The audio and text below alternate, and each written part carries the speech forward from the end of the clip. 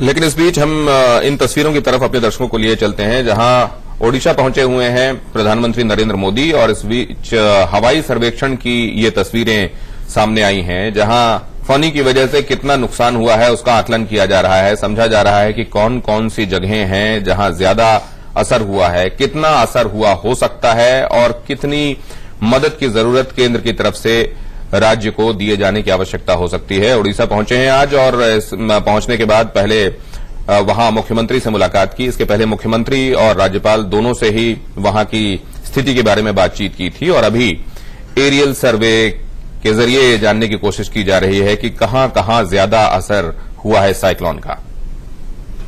तो प्रधानमंत्री मोदी को रिसीव करने के लिए खुद ओडिशा के मुख्यमंत्री नवीन पटनायक पहुंचे थे और चाहे ओडिशा वो राज्य हो दिनेश जहां पर बीजेपी की खास तौर से नजर है कि कमल खिलेगा और जो भरपाई होगी उत्तर प्रदेश के नुकसान की वो ओडिशा से ही होगी, वहां पर फानी तूफान आया, तूफान आके चला गया और नवीन पटनायक सामने उसी फ्रेम में नजर आ रहे हैं। हवाई सर्वेक्षण के दौरान वो साथ में प्रधानमंत्री के मौजूद हैं। नवीन पटनायक की तारीफ तो अब इंटरनेशनली हो रही है कि कैजुअलिटीज को बेयर मिनिमम रखा गया। करीब 10 लाख से ज्यादा लोगों को इवैक्यूएट करना कोई आसान काम किसी भी सरकार के लिए नहीं है। यूएन ने इसकी तारीफ की है और इसमें यह भी नहीं भूलना चाहिए कि केंद्र की भी तारीफ इन अ वे इसमें हो गई क्योंकि एनडीआरएफ की तरफ से भी ये कोशिशें थीं, लोगों को इवैक्यूएट किया गया, सुरक्षित जगहों पर ले जाया गया, कम से कम नुकसान हुआ है, इस बात की तारीफ हुई है।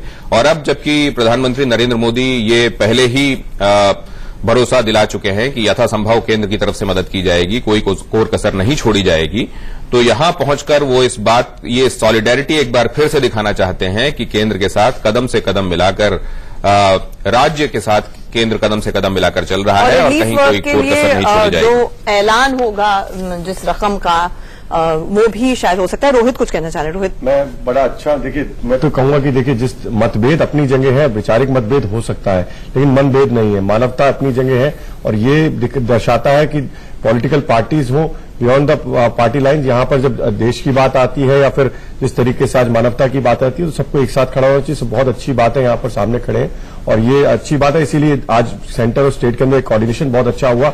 इसी का परिणाम था कि कम से कम वहां पर नुकसान वहां पर हुआ, तो बहुत अच्छी रहेंगे। लेकिन यहाँ ये है कि तूफान आया और उसमें यहाँ पर अभी तक 2 इंजन वाली सरकार नहीं है जो आप लोग चाह रहे हैं इंस्टॉल करवाना। नहीं, देखिए अगर आप बात करें, देखिए जिस तरीके से मैं फिर कहूंगा पॉलिटिकल अपनी जगह है, वैचारिक मतभेद अपनी जगह है हमारे, क्योंकि वहां पे जो विकास की बात है बहुत पिछड़ा, अभी तक उड़ीसा जिस तरीके से जाना जाता है पिछड़ा राज्य है।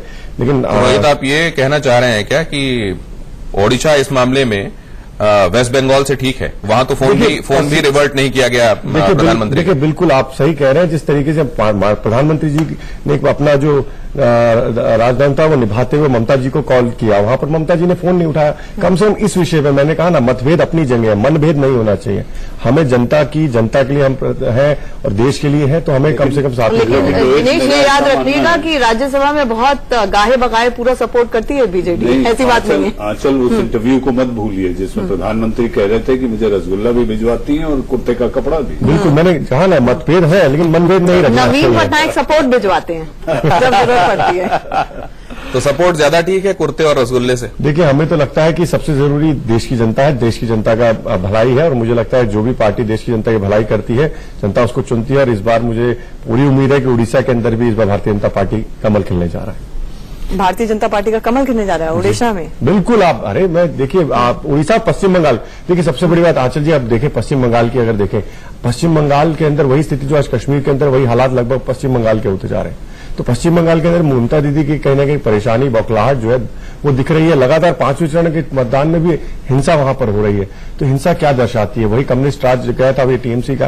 तो भारतीय जनता पार्टी की मजबूती से साथ वहां पे जीत दर्ज कराने वाली है। आप देखिएगा, यही कारण है ममता जी पश्चिम बंगाल में जिस तरीके से दुर्गा विसर्जन पर रोक लगाने की बात हो, हनुमान जयंती या रामनवमी के जुलूस पर रोक लगाने की बात हो, जिस तरीके एनआरसी का विरोध लगातार ममता जी करते रही। पश्चिम बंगाल के जो लोग हैं वो बांग्लादेशी घुसपैठ से बहुत ज्यादा परेशान है। लेकिन एक अहम खबर भी आपको रोहित बता दें कि अपना वोट कास्ट करने के बाद राजनाथ सिंह साहब ने कहीं किसी से बातचीत में ये कहा है कि अभी मैं कुछ प्रिडिक्ट नहीं कर सकता। तो देखिए वो एक बड़े कद्दावर नेता हमारे राष्ट्रीय अध्यक्ष हैं और वो बहुत अच्छी बात उन्होंने कही कि देखिए अभी तो 5 चरण के मतदान हुए, अभी और 2 चरण के मतदान बाकी हैं, तो अभी जब फाइनल होगा तो उसके बाद अब मैं बिल्कुल श्योर हूं कि पिछली बार से ज्यादा सीटें भारतीय जनता पार्टी नरेंद्र मोदी जी के नेतृत्व में, क्योंकि एक मजबूत सरकार लेकिन मोदी कांग्रेस जी की तरफ से ऐसा कहा गया होता तो आप कहते कॉन्फिडेंस नहीं है। देखिए, मैं एक छोटी सी बात कहूंगा, उसमें उत्तर आ जाएगा कांग्रेस का। और सुरेंद्र राजपूत जी, मेरे को लगता है उससे आप प्रश्न कीजिए, सुरेंद्र जी होंगे।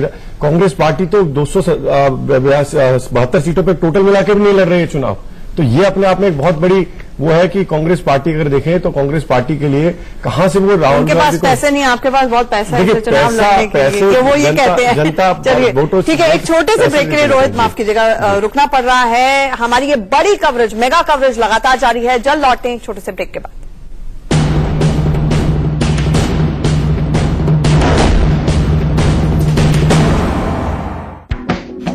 Presented by Havells Lighting.